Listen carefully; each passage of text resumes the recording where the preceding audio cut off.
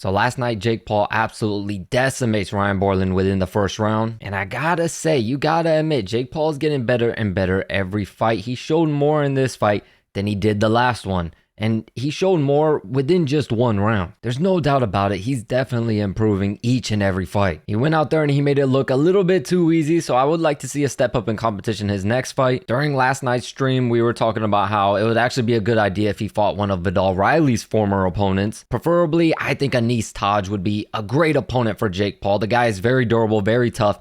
I don't think Jake will be able to knock this guy out in the first round. But yeah, I think the next step for Jake that I think will really earn a lot of people's respect that he may not have right now is if he were to fight one of Viddal Riley's former opponents. And speaking of Viddal Riley, Jake Paul is now ranked only one rank behind Viddal Riley. Jake Paul's ranked 110.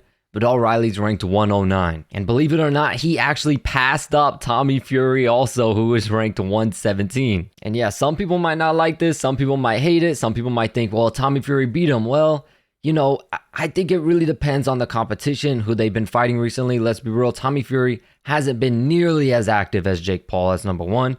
And number two, he went and fought KSI instead of fighting, you know, some professional boxer out there. Whereas Jake has been very active, a lot more active than Tommy Fury. And even though he hasn't been fighting the best of opponents, he has been fighting professional boxers with decent records. So it kind of makes sense why Jake Paul would pass up Tommy Fury in the ranking now, because eventually, you know, just because you beat a guy however many years ago, you know, if you're not fighting or you're fighting the wrong fights and he's fighting the right fights and winning those fights in the fashion that Jake Paul is winning them, dominating fashion, eventually he's going to pass you up. But I just find it real interesting that they decide to rank him right behind Viddal Riley, because I don't know, in my opinion, I think Viddal Riley is levels above Jake Paul at this moment. But it's actually kind of crazy because it's seeming more and more like a possible Jake Paul versus Viddal Riley fight is going to be more likely than a Jake Paul versus KSI fight. And of course, the criticism that comes along with Jake Paul's success is expected. You know what I mean? He's not fighting the best boxers out there. He's not fighting,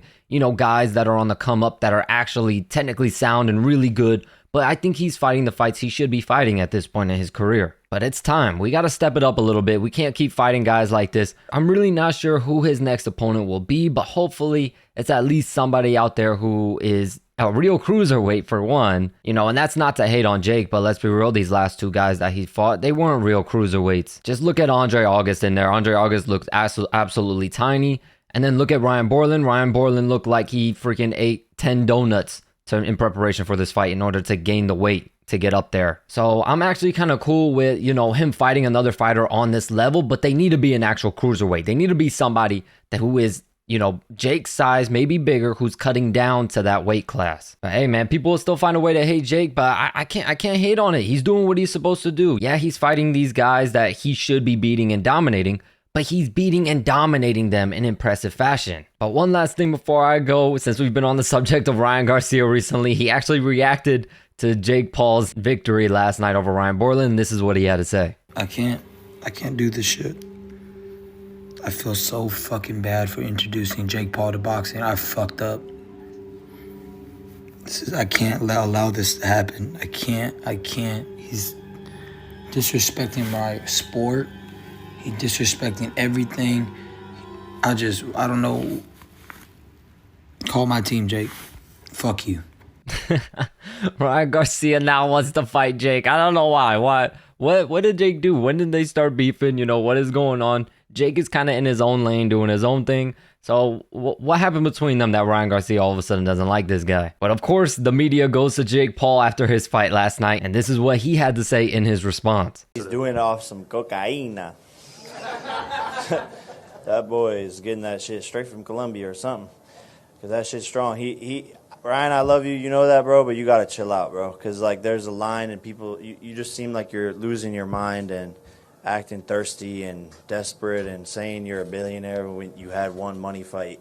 Like, I'm just saying, just chill, bro. But if you do want to fight, that's, to me, light work. You got no footwork. And as long as you've been in the game, I'm a better boxer than you. All right, that's all I got for y'all today. Feel free to let me know your thoughts in the comments down below. And thank you so much to everyone who tuned into the stream last night. I really appreciate it. Thank you to all the new subscribers, everyone in chat. Thank y'all so much. I really appreciate the support so much.